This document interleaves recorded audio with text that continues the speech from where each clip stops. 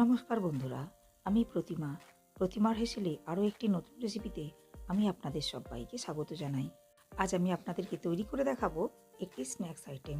রেসিপিটা দেখতে হয় যতটা আকর্ষণীয়, খেতে হয় তার থেকে আরও বেশি টেস্টি। বাড়িতে কোনো অতিথি আসলে শুধুমাত্র লুচি বা পুরি না বানিয়ে একবার এইভাবে রেসিপিটা বানিয়ে নিতে পারেন। আশা করি ভালোই লাগবে।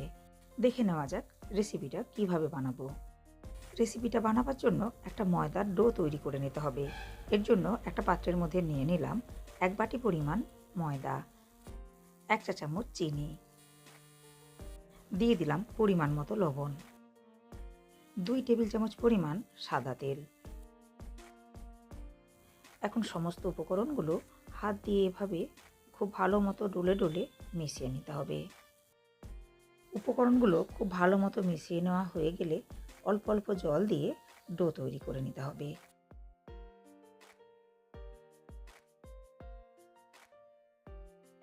দেখুন, ময়দার ডো খুব ভালো মতো মেখে নিয়েছি। এখন হাতে অল্প একটু তেল নিয়ে ময়দার ওপর খুব ভালো করে লাগিয়ে নিতে হবে, যাতে করে ময়দার ডোয়ের ওপরটা শুকনো না হয়ে যায়। এরপর ঢাকা দিয়ে 10 থেকে 15 মিনিট রেস্টে রেখে দিতে হবে। জলখাবারটি তৈরি করে নেওয়ার জন্য আলুর পুর লাগবে, আর এই আলুর পুরের জন্যই প্রথমে তৈরি করে নেব একটা ভাজা মশলা। তার জন্য গ্যাস ওভেনে একটা কড়াই বসিয়ে কড়াইয়ের মধ্যে দিয়ে দিলাম কয়েকটা গোটা মশলা। দিয়ে দিলাম 1 চা চামচ গোটা ধনে, 1 চা চামচ গোটা জিরে, 2টো শুকনো লঙ্কা, 2টো গোলমরিচ, 2টো লবঙ্গ, 2টো এলাচ ও 1 টুকরো দারচিনি। শুকনো কড়ায় কয়েক সেকেন্ড নাড়াচাড়া করে খুব ভালো করে ভেজে নিতে হবে। দেখুন, গোটা মশলাগুলো খুব ভালো মতো ভেজে নিয়েছি।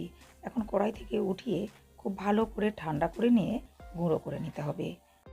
আবারও ওই কড়াইয়ের মধ্যে দিয়ে দিলাম 2 টেবিল চামচ পরিমাণ সর্ষের তেল। তেল খুব ভালো মতো গরম করে নেওয়ার পর তেলের মধ্যে দিয়ে দিলাম 1 চা চামচ পরিমাণ গ্রেট করে নেওয়া রসুন। রসুন কয়েক সেকেন্ড নাড়াচাড়া করে ভেজে নিতে হবে। দেখুন, কয়েক সেকেন্ড নাড়াচাড়া করে ভেজে নেওয়ার পর তেলের মধ্যে দিয়ে দিলাম 1 চা চামচ পরিমাণ গ্রেট করে নেওয়া আদা রসুন আবারও খুব ভালো করে নাড়াচাড়া করে ভেজে নিতে হবে। আদা রসুন খুব ভালো মতো ভেজে নেওয়ার পর তেলের মধ্যে দিয়ে দিলাম একটা মিডিয়াম সাইজের পেঁয়াজ কুচি। আবারও সব উপকরণগুলো নাড়াচাড়া করে খুব ভালো করে ভেজে নিতে হবে। এরপর দিয়ে দিলাম একটা কাঁচা লঙ্কা কুচি। ওই ভেজে নেওয়া মশলার মধ্যে দিয়ে দিলাম 2টো সেদ্ধ করে ম্যাশ করে নেওয়া আলু। এখন ভাজা মশলার সাথে আলু খুব ভালো করে নাড়াচাড়া করে মিশিয়ে নিতে হবে। দেখুন, মশলার সাথে আলু খুব ভালো মতো মিশিয়ে নিয়েছি। একটা সেদ্ধ ডিম নিয়েছি, আর এই ডিমটা আলুর মধ্যে গ্রেট করে দিয়ে দিতে হবে। আবারও নাড়াচাড়া করে আলু ও ডিম খুব ভালো করে মিশিয়ে নিতে হবে। দেখুন, ডিম ও আলু খুব ভালো মতো মিশিয়ে নিয়েছি। এখন এর মধ্যে দিয়ে দেবো কয়েকটা গুঁড়ো মশলা। দিয়ে দিলাম 1 চা চামচ পরিমাণ কাশ্মীরি লাল লঙ্কার গুঁড়ো, 1 চা চামচ পরিমাণ হলুদ গুঁড়ো। এরপর দিয়ে দিলাম আগে থেকে ভেজে নেওয়া গোটা মশলার গুঁড়ো। দিয়ে দিলাম 1/2 চা চামচ পরিমাণ চাট মশলা। এখন সমস্ত উপকরণগুলো আবারও খুব ভালো করে নাড়াচাড়া করে মিশিয়ে নিতে হবে। সমস্ত উপকরণগুলো খুব ভালো মতো নাড়াচাড়া করে মিশিয়ে নিয়েছি।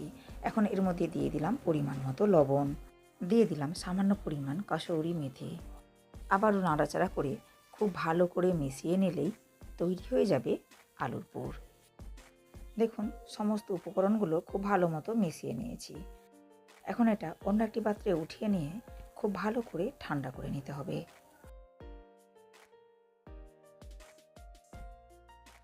এদিকে 15 মিনিট পর ময়দার ডোয়ের উপর থেকে ঢাকনা উঠিয়ে নিয়ে ময়দার ডো আরও একবার খুব ভালো করে হাত দিয়ে মেখে নিতে হবে।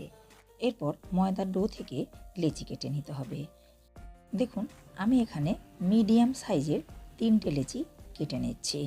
আর বেলে নেওয়ার সুবিধার জন্য হাত দিয়ে লেচিগুলো এভাবে গোল করে নিতে হবে। এভাবে সব লেচিগুলোই গোল করে নিতে হবে।